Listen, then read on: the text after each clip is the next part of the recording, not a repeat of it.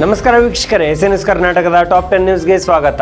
ಕರ್ನಾಟಕದಲ್ಲಿ ವಿಶೇಷ ಆರ್ಥಿಕ ಚಿಂತೆಗಳು. ಬಿಜೆಪಿ ಕರ್ನಾಟಕ ಅಧ್ಯಕ್ಷ BY ವಿಜೇಂದ್ರ ಅವರು ರಾಜ್ಯದ ಆರ್ಥಿಕ ಸ್ಥಿತಿಯ ಗಂಭೀರತೆಯನ್ನು ಉಲ್ಲೇಖಿಸಿದ್ದಾರೆ ಹಾಗೂ ಸರ್ಕಾರದ ಗ್ಯಾರಂಟಿ ಯೋಜನೆಗಳ ಮೇಲೆ ಪ್ರಶ್ನೆಗಳನ್ನು ಎತ್ತಿದ್ದಾರೆ. ಜಿ ಪರಮೇಶ್ವರ್ ಅವರ ಮುಖ್ಯಮಂತ್ರಿ ಸ್ಥಾನದ ಕುರಿತು ಟಿಪ್ಪಣಿ. ಗೃಹ ಸಚಿವರು ಸಿದ್ದರಾಮಯ್ಯ ಅವರ ಕಾರ್ಯಾವಧಿಗೆ ಸಂಬಂಧಿಸಿದ ಗುಸುಗುಸನ್ನು ತಳ್ಳಿಹಾಕಿದ್ದು ಕರಾವಳಿ ಪ್ರದೇಶಗಳಲ್ಲಿ ಶಾಂತಿ ನೆಲೆಗೊಳಿಸುವ ಯೋಜನೆಗೆ ಒತ್ತು ನೀಡಿದ್ದಾರೆ ಅಂತ ತಿಳಿದು ಬಂದಿರುವಂತದ್ದು. ಭಾರತ್ ಬಂದ್ ಪರಿಣಾಮ ಜುಲೈ 9ರಂದು ವಿಮಾನಯಾನ, ಬ್ಯಾಂಕಿಂಗ್ ಮತ್ತು ಸಾರಿಗೆ ಕ್ಷೇತ್ರದ ಮೇಲೆ ಬಂದ್ ಪರಿಣಾಮ ಬೀರಿದ್ದು ಬೆಂಗಳೂರು ಸೇರಿದಂತೆ ಹಲವೆಡೆ ಜನಜೀವನದ ಮೇಲೆ ಪರಿಣಾಮವಾಗಿದೆ ಅಂತ ತಿಳಿದು ಬಂದಿರುವಂತದ್ದು.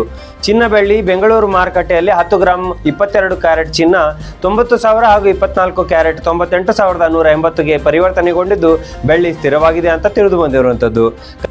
ಕರ್ನಾಟಕ ಹವಾಮಾನ ಸುದ್ದಿ. ಹವಾಮಾನ ಇಲಾಖೆ ಇಂದು ಹಲವೆಡೆ ಮಳೆ ಸಾಧ್ಯತೆ ಇದೆ ಎಂದು ಎಚ್ಚರಿಕೆ ನೀಡಿದೆ. ವಿಂಬಲ್ಡನ್ ಸುದ್ದಿ. ಟೇಲರ್ ಫ್ರಿಟ್ಜ್ ಮತ್ತು ಅರೆನಾ ಸಂಬಾಲೆಂಕಾ ವಿಂಬಲ್ಡನ್ ಸೆಮಿಫೈನಲ್ಗೆ ಪ್ರವೇಶ ಪಡೆದಿದ್ದಾರೆ. ಭಾರತೀಯ ಟೆನ್ನಿಸ್ ಅಭಿಮಾನಿಗಳಿಗೆ ಇದು ಖುಷಿಯ ಸುದ್ದಿ. ಕ್ರಿಕೆಟ್ ಸುದ್ದಿ.